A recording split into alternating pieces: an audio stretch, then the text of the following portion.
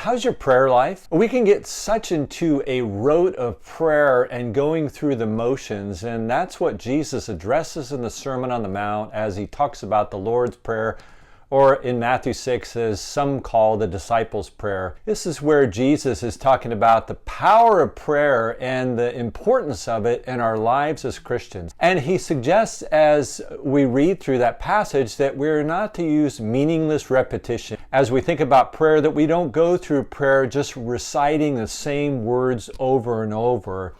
That's why he says, pray like this. And he gives us a pattern for prayer in the Lord's Prayer that we should follow. That means that we shouldn't just say the words over and over every day, but we should understand what each part, what each element of the Lord's Prayer is, and we should work toward enhancing our prayer life through understanding his example that he gives to us. Note too, as you look at the Lord's Prayer, that there is so little about us asking for things. There is that. We do need to have petitions, but there's so much more to prayer, and we can easily fall into, as I said, the habit of just having our prayers all about asking and not about anything else. My suggestion to you is that that's not like any healthy relationship. When you have a relationship with your spouse or a good friend, if you spend the whole time asking them for things, it will be an empty and unsatisfying relationship. Any conversation, any relationship we have with another person is not just about getting something, but it's about intimacy and closeness and sharing and connecting with the other person. And I would suggest to you that that's what Jesus is talking about here as we look at this prayer. So let me just briefly walk through it. And I want to challenge you to focus not just on requests, that's okay, but begin to focus on maybe one of these other elements and your prayer time each day to focus on one of these other elements and really develop that more into your prayer life and your relationship with the Lord. So Jesus, first of all, says, Our Father who is in heaven. There is a tendency that we need to have in our lives to realize that we are talking to our Heavenly Father, that He is somebody that has great compassion on us. That as we pray, that we have this anticipation of a loving Father responding to us. That this is not just us throwing our prayers up into heaven to some vague cloud, but there is a loving Father that cares for us, that wants to give us bread and does not want to give us a stone. And we should come to prayer with an expectation of God's grace in our lives and His help in our time of need. Jesus goes on to say, then, hallowed be thy name. That means to hallow or make holy your name, to exalt you.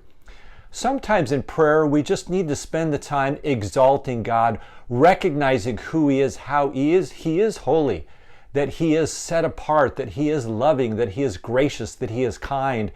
To spend sometimes our time in prayer just praising Him for His name. His name, any name, represents who the person is. And so as we exalt His name, as we make His name holy by our speech and our praise of Him, it will be a pleasing aroma to our Father who is in heaven. Then Jesus says, your kingdom come, your will be done on earth as it is in heaven. Sometimes in our prayers, we need to seek God and ask Him to accomplish His will, not our will. Sometimes we lay before Him our preferences, what we want. I think it's good for us to step back and begin to pray and call on God to accomplish His will in our lives, not necessarily what we want, but what He wants to accomplish, to be praying for His kingdom to come, for His name to be exalted in the earth, for His work to be done, and to focus on the ministries around the world and the ministry that even we can do to impact lives, and begin to focus more on that in our prayer time with the Lord. Then Jesus does say, give us this day our daily bread. There is a request in there, but I love this request because it's a realization that we dependent on God for our daily bread, our daily needs. That we look to Him to meet our daily needs, not looking to the future, not stuck in the past, but in today, recognizing that our loving Father is the one that gives us our daily needs.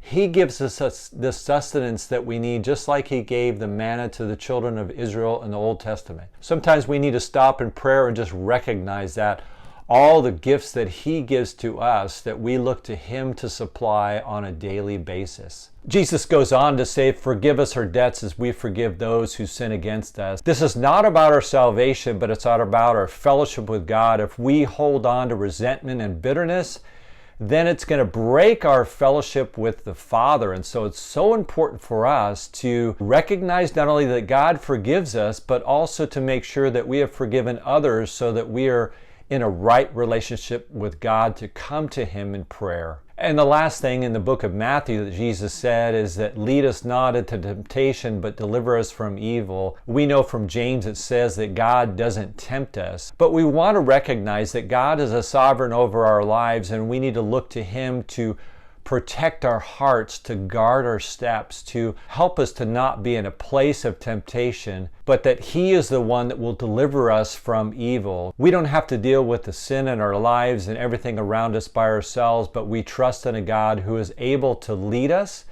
and able to deliver us from those places of temptation so that we can live the victorious Christian life. And sometimes in prayer, we need to just look to God and recognize that God will direct our steps, that God will help us in those times of temptation and will deliver us and help us to live that kind of life that Christ wants us to live. Hey, if you're encouraged by the content, I would ask you to subscribe to the channel. And would you share this video with somebody right now? God bless, and back to the content. You know, we need to think about prayer in a more comprehensive way, and I hope that this will encourage you to think about the different aspects of prayers. Jesus outlines them in Matthew 6 in the Lord's Prayer, and that you begin to practice that in your Christian life and your prayer time. God bless you and have a great day.